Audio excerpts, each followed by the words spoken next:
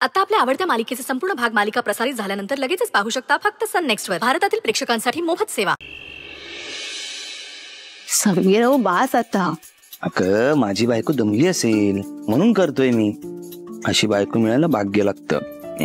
हो किती ते कौतुक. हे बघा तुमच्या कौतुकामुळेच खूप छान वाटतंय मला. बास आता पुरे. ना ना थोडा वेळ अजून करू दे. अगं मी मुद्दाम खांदे दाबून देतोय. काय या खांद्यावर तू अख्खं लग्न पेललंयस. हा मग हे करायला नको. खांदे दाबून द्यायला नको करू दे. काय तुम्ही बास ना था.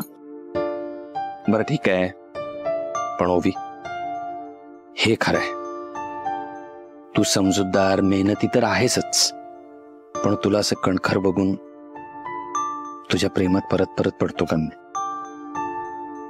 आणि मग डोक्यात विचार येतो की खरंच मी खूप नशीबवान आहे की तुझ्यासारखी चांगली बायको मला मिळाली जिने माझं जगणं वागणं माझं अख्खं आयुष्य सुंदर करून टाकलंय.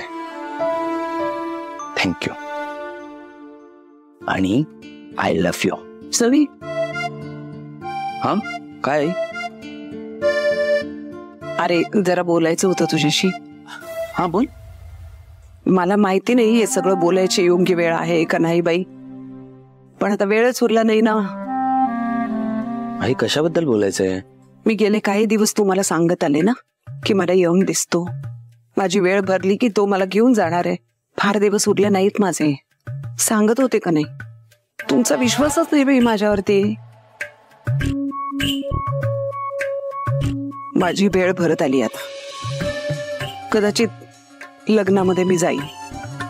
आई आई माझा आई मध्ये मध्ये बोलू नको. मला बोलू दे बाई.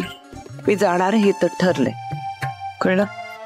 मी गेल्यावरती या घराला सांभाळ.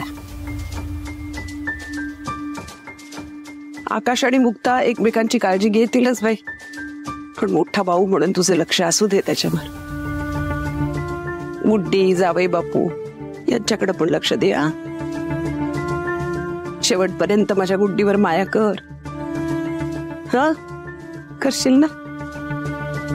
ओवी वृंदा यांची पण काळजी घे.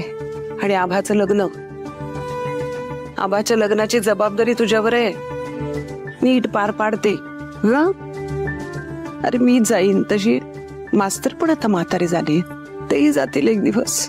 तेव्हा या घरातला मोठा भाऊ म्हणून या घराची सगळी जबाबदारी तुझ्यावरती आहे. काळजी घ्या. उद्या लग्नाचा सोहळा सुरू झाल्यावर माझं काही खरं नाही बाई. कदाचित मला बोलता यायचं नाही हे सगळं म्हणजे इतकं सविस्तर तर नाहीच यायचं म्हणून आले बोलायला.